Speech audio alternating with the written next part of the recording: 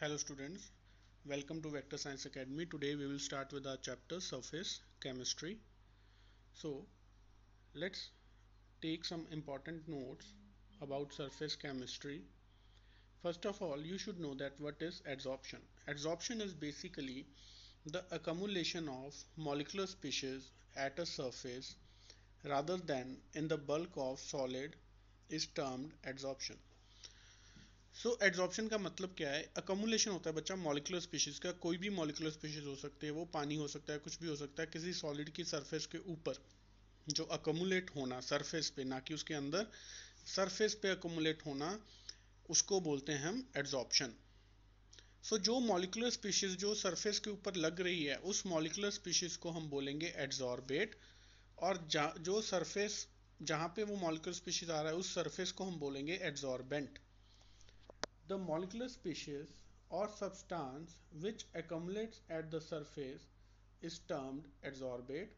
The material on the surface of which the adsorption takes place is called adsorbent.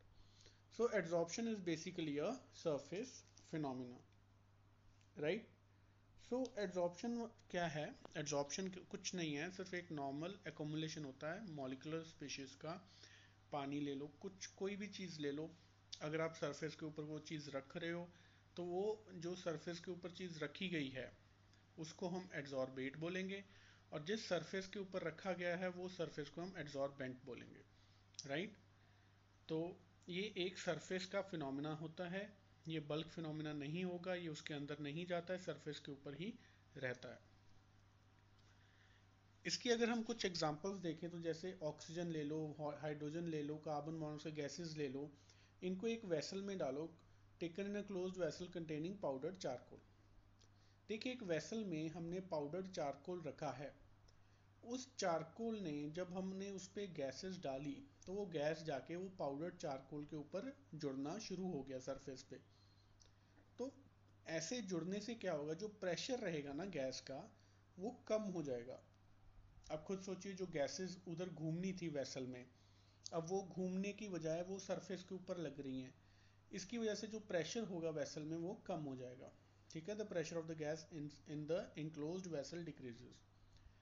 ये जो gas molecules concentrate at the surface of the charcoal, that is gases are adsorbed at the surface. ये जो gases हुई ये adsorbed हो गई हैं surface के ऊपर जो हमने डाली थी वेसल में.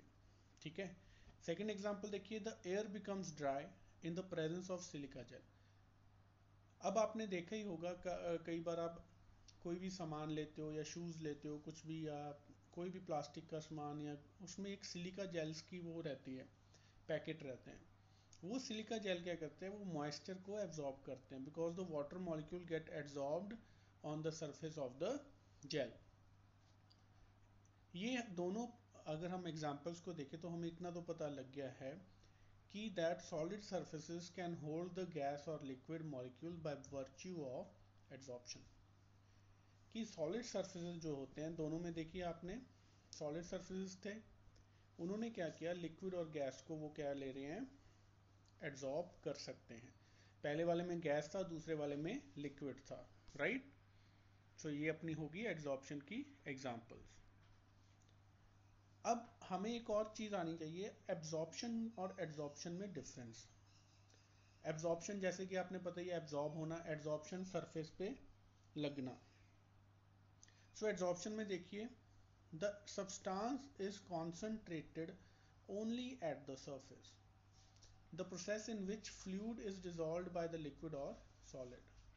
ठीक है, एब्जॉर्प्शन में हो गया. एड्सॉर्प्शन देखिए, when a chalk stick is dipped in the ink, the surface retain the colour of the ink due to adsorption of coloured molecules. अब आप चौक को इंक में डाल के देखिए और बाद में उसको निकाल के वो चौक को तोड़ना. जब आप तोड़ोगे उसके अंदर वाइट रहेगा, बाहर इंक रहेगी. इससे हमें पता लगता है कि चौक ने क्या किया, उसको एड्सॉर्ब किया. सेकंड देखिए, the solvent of the ink goes deeper into the stick due to absorption. थोड़ी देर बाद अगर आप देखोगे कि जो सॉल्वेंट भी होगा, अगर उसको आप उसी टाइम तोड़ोगे तो वो अंदर वाइट ही दिखेगा, अगर थोड़ी देर ज़्यादा रख लोगे वो उसमें जाके एब्जॉर्ब भी हो जाएगा. ठीक है. So water vapours are absorbed by silica gel, जैसे कि हमने पीछे एग्जांपल में देखा, water vapour are absorb absorbed by anhydrous calcium chloride. ठीक है, जो एनहाइड्रस कैल्शियम क्लोराइड रहता है वो वाटर वेपर को एब्जॉर्ब कर लेता है, अपने अंदर ले लेता है। अब देखिए एब्जॉर्प्शन और एब्जॉर्प्शन में कुछ ज़्यादा डिफरेंस नहीं है, बस एब्जॉर्प्शन एक सही टाइम पे किया जाने वाली चीज़ होती है। थोड़ा टाइम ज़्यादा रख लोगे वो एब्जॉर्ब भी हो सकता है, टेम्परेचर प्रेशर के ऊपर भी डिपेंडेंट होता है। The concentration of the adsorbate increases only at the surface of the adsorbent. जो एड्सॉर्बेट की कॉन्सेंट्रेशन सिर्फ सरफेस पे ही रहती है, इंक्रीज होती है। The concentration is uniform through out the bulk of solid. जो इधर कॉन्सेंट्रेशन रहती है एब्जॉर्प्शन में, वो थ्रू आउट रहती है, यूनिफॉर्म रहती है। Both adsorption and absorption can take place simultaneously also. The term sorption is used to describe both the processes. ठीक है, ये टर्म जो सॉप्शन हम बोलते हैं वो दोनों अगर साइमल्टेनियसली हो रहे हो तो उसके लिए हम यूज करते हैं।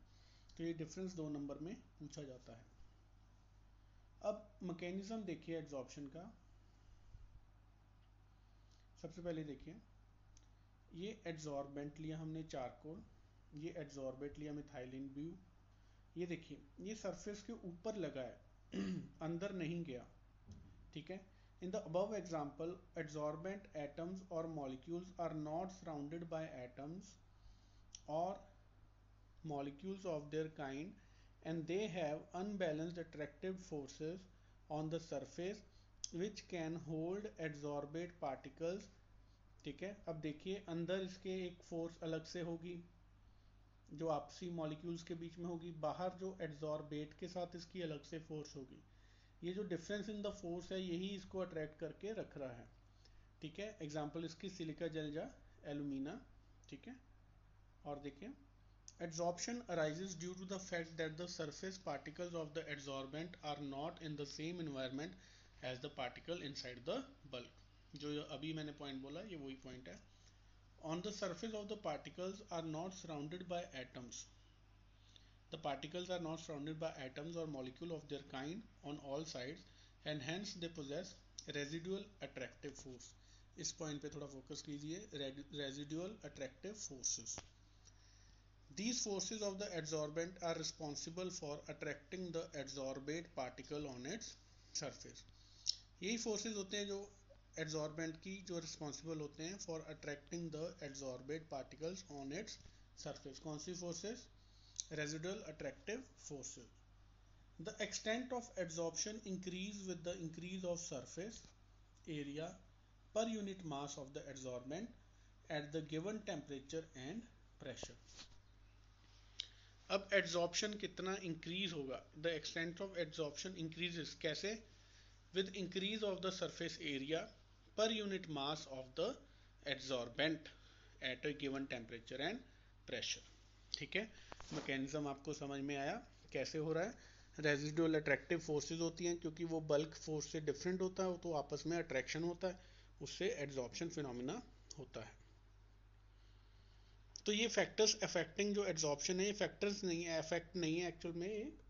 जो फैक्टर्स हैं एड्सॉर्प्शन के लिए वो है there is always a decrease in residual force of the surface, there is decrease in surface energy which appears as heat, therefore is invariably an exothermic process.